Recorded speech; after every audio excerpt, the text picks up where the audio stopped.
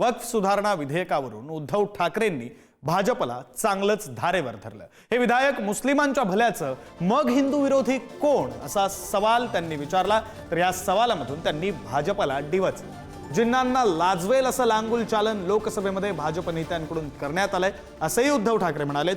तर वाद निर्माण करणं ही भाजपची रणनीती, भाजपचे खायचे दात वेगळे आहेत। देशावर आर्थिक संकट असताना संसदेत सगळे विषय थांबवून त्यावर चर्चा व्हावी, उद्धव ठाकरेंनी भाजपला डिवचलेला आहे। जिन्नांनाही लाजवेल अशी मुसलमानांची बाजू घेणारी भाषणं ही खुद्द अमित शहापासून त्यांच्या सर्व मित्रपक्षांनी काल केलेली आहे। मग हे बिल नेमकं मुस्लिमांच्या विरोधात आहे का मुस्लिमांच्या बाजूने आहे?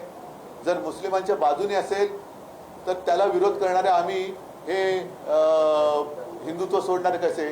कारण मुसलमानांची ज्या पद्धतीने तुम्ही काल बाजू मांडले की गरीब मुसलमान को ये होगा, मुस्लिम महिलाओं को ये करेंगे, अमुक करेंगे, तमुक करेंगे, मग हिंदुत्व आम्ही सोडलं का तुम्ही सोडलं? मग तुम्ही उठून सांगताय की हे बिल आहे ते मुसलमानांच्या हिताचं आहे। मग नेमकं हे बिल मुसलमानांच्या हिताचं आहे तर मग माझा प्रश्न परत तोच आहे, तर हिंदुत्व आम्ही सोडले का तुम्ही सोडलेलं आहे? आज सुद्धा मी भारतीय जनता पक्षाला पहिलं आवाहन करतो, नाही तर आव्हान देतो की तुम्ही जर का खरोखर एवढे हिंदुत्व करत असाल आणि तुम्हाला मुसलमानांचा जर का किटकारा असेल तर परत एकदा सांगतो की तुम्ही तुमच्या झेंड्यावरचा हिरवा रंग काढा आणि नपेक्षा ही जुमलेबाजी बंद करा।